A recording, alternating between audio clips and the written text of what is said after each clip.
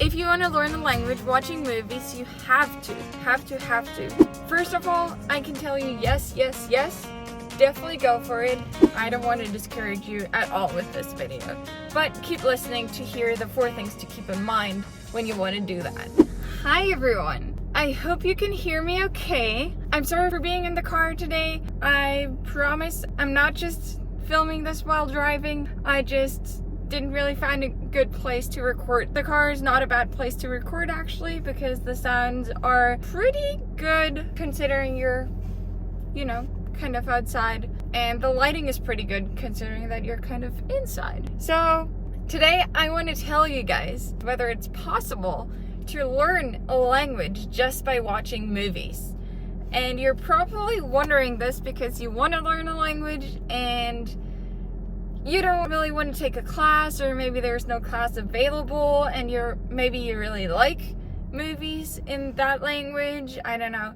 Lots of people really like Japanese anime or Korean drama. So maybe that's you, or maybe you're here for a different reason, but you're definitely wondering, will I be able to speak fluently just by watching movies? And I can tell you guys, I've learned 2 languages just by watching movies and TV shows, but there's always a but. There's some things you have to keep in mind when trying to learn a language watching movies. And actually, I'm going to tell you guys 4 things today that you have to keep in mind when you do want to learn a language watching movies. First of all, I can tell you yes, definitely go for it. It's an awesome idea. It's going to give you a lot of exposure, a lot more than you would get in a classroom, for example. So definitely go for it. I don't want to discourage you at all with this video, but keep listening to hear the 4 things to keep in mind when you want to do that. So let's start with number 1. If you want to learn the language watching movies, you have to put on the subtitles in the foreign language. If you put English subtitles, but English is not the language you're trying to learn, it's not going to work. You're just going to be reading in English the whole time. You're not going to be paying attention to the sounds as much as you could, and the translations aren't word by word, obviously. So you won't even have a good idea of what's the foreign language way to say something in English, because it just doesn't match up the English translation and the language that you're hearing. But if you listen to your show in your foreign language or in your second language, and you watch the subtitles also in the second language, then you get a good sense of what the sounds are transcribed as. This works better for languages that have a good match between what they're written like and what they sound like. English is not one of those, but many other languages are. So chances are good that you can kind of match the sound to the letters, which help you understand them a little bit better. It actually doesn't help your pronunciation as much, because you'll kind of read them in your native language. So maybe your accent it won't help your accent as much, but it'll definitely help you understand what's going on. It'll get you much faster to understanding because you can actually read what's going on, and it'll help your reading abilities too. So yeah, number 1, always put the subtitles on and put them on in the foreign language. Number 2, the second thing you really have to keep in mind, and this is not something that would be good, this is something that is essential. You have to start easy. Meaning, start with a show that you've watched before. Start with a show where you know what's going on. Or, if you don't like rewatching shows, watch a show that's easy to understand. Don't start with, something like Breaking Bad. If you haven't seen it before, it's probably gonna have... Actually, no, I have a better example. Don't start with watching Suits. We watched Suits in Spanish some time ago, and we had watched other things in Spanish before, so it was fine, but it was already difficult to understand because the language that they use is not anything that comes natural to you. So you have to start with Disney movies. You have to start with kids, or teenager level teeny TV shows. You're gonna have to start with those, because those are the ones that have simple language where they really portray emotions a little bit stronger for kids to understand, because, you know, kids are still learning to understand emotions. So usually in those shows, they express their emotions a lot more than in shows for adults, where we kind of like seeing emotions being a little bit hidden in some characters. But in a foreign language, that's super difficult to pick up on. Don't try to pick a show that has kind of hidden humor, because you won't understand it in a foreign language. Kids' TV shows, their humor is not hidden. They even tell you when to laugh. So go for those, or go for something that you've seen before. If you know who the characters are, what they're likely to say, you're gonna pick up on what's going on a lot easier too. So I started watching Vampire Diaries. That's the first thing I watched in Spanish, and I had seen it before once. And I would say it was difficult. Not the easiest to understand, but just because I like the show, I was just binge watching it. And I think I got up to comprehension proficiency pretty fast. That was the second language I learned like that, though. The first language I learned, Swedish, I really started at the bottom level. I was watching Curious George, the man with the yellow hat, Curious George.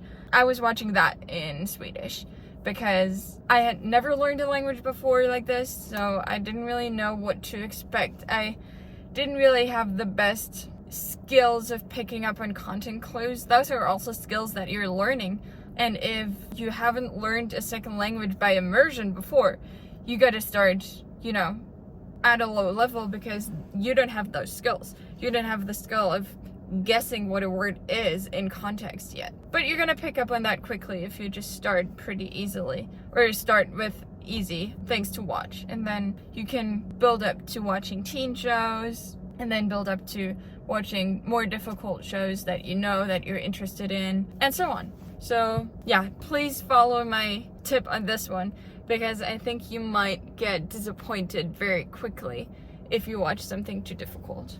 And then tip number 3, remember when I was talking about binge watching? Tip number 3 is the more exposure you get, the better you learn. Meaning, you're gonna need a lot, because you're not gonna do anything else, right? You're not really interacting with the language in any other way but watching something. So you have to put a lot of time into it. So when I started, I think I probably started when I was sick or something. That's usually when you binge watch shows, right? Unless you're a student, like an undergrad, then you can binge watch things too. But not when you're a PhD student anymore. But yeah, if you have time to binge watch shows, watch several episodes a day. That's what you want to do. Watch 3 episodes in Spanish every day. Every day you can. If you watch something for a full day, you can do that. This is where it's acceptable to binge watch shows and stay in bed all day and watch it, because that's what you need to do. I would say it's better to be consistent than to do maybe one day you watch something for 3 hours, but then you're not watching anything for a week. Then you watch something again for 3 hours.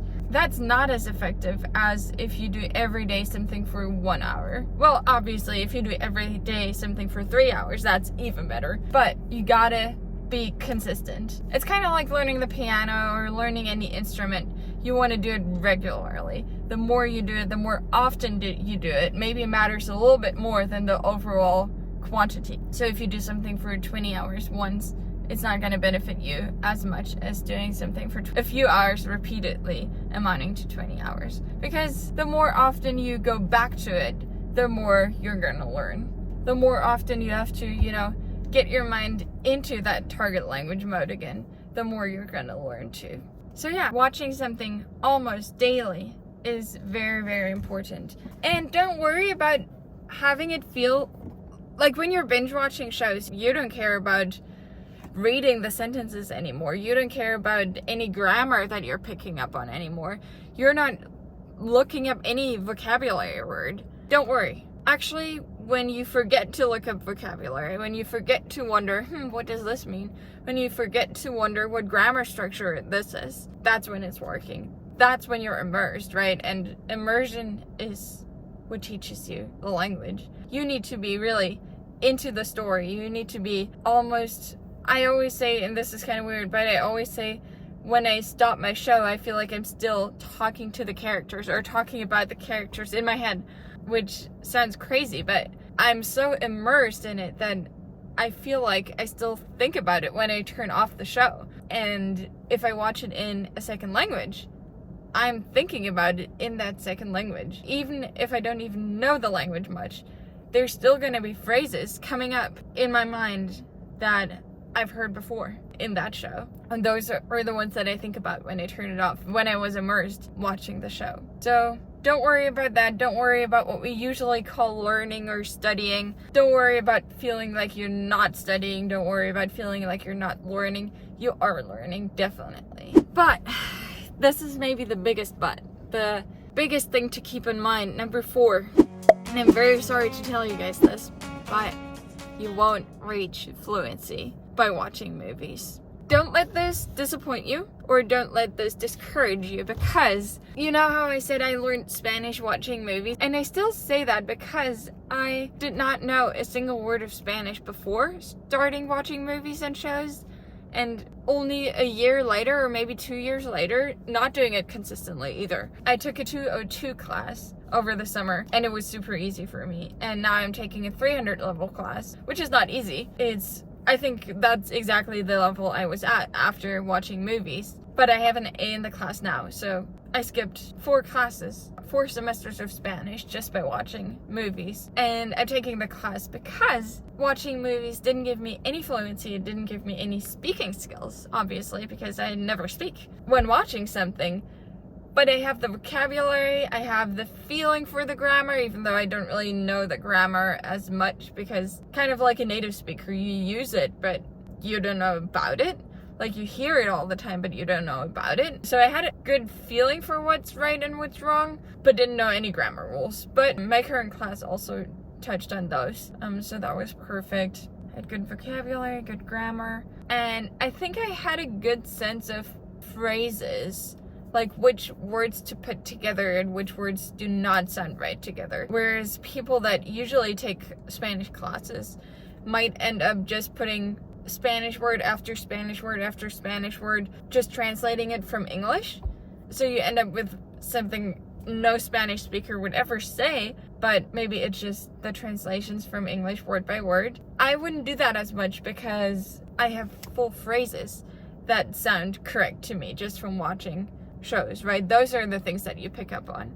So those things are all really, really good. But yeah, I didn't have any fluency and I didn't have any pronunciation skills. If you're a heritage learner, meaning if you grew up around the language, even though you didn't speak it or you weren't taught it, you don't have to worry about the pronunciation as much, because you're still gonna have a little bit of it just by being around it as a kid, which is a crazy thing, honestly. But if that's not you, also don't worry about it, because you can either take a conversation class like I did, and same for fluency, or there's language learning apps, not Duolingo, not talking about that. There's apps where you can find a tandem partner. One really big one is called HelloTalk. You can download HelloTalk, and I think, if it's the app that I'm thinking, you can find people that want to learn the language you are a native of or you speak, and they speak the language that you're learning, and then you can text and you can do video calls and you can speak in both languages and kind of make friends that way, and yeah, just talk in both languages. And in the beginning you're not going to be able to say much, but these people that are on there also are language learners, so they know what it's like. So they're going to help you, they're going to correct you, they're going to talk to you about what matters to you. You don't have to be building sentences like Mary gave the ball to John, you know, those kind of classroom sentences. You're going to be talking about what actually matters to you, and you're going to notice that even though you have never said a single sentence in your target language before, you're going to rapidly get better at speaking, just because you have that movie watching background, which gave you lots and lots of comprehension skills, lots and lots of skills that are like the feeling of what is right in the language. And yeah, if you don't have access to a language class, if you don't have the time for a language class, if you don't want to take a language class, learning a language watching movies is one of the best things you can do. And if you want to do it in addition to a language class, if you want to skip the first 4 semesters of your language class like me, this is what you should be doing. As I told you, I actually passed a C1 level, so an advanced level Spanish test, after a summer of watching movies. Not even a year, half a year, a few months of watching movies in Spanish. It's a grammar test, actually. I had a few looks at some grammar pages on the internet, like some grammar, I don't know, rules on the internet before taking the test. And to be fair, this is like the sixth or seventh language that I was learning at that time, so I knew what those language tests are like.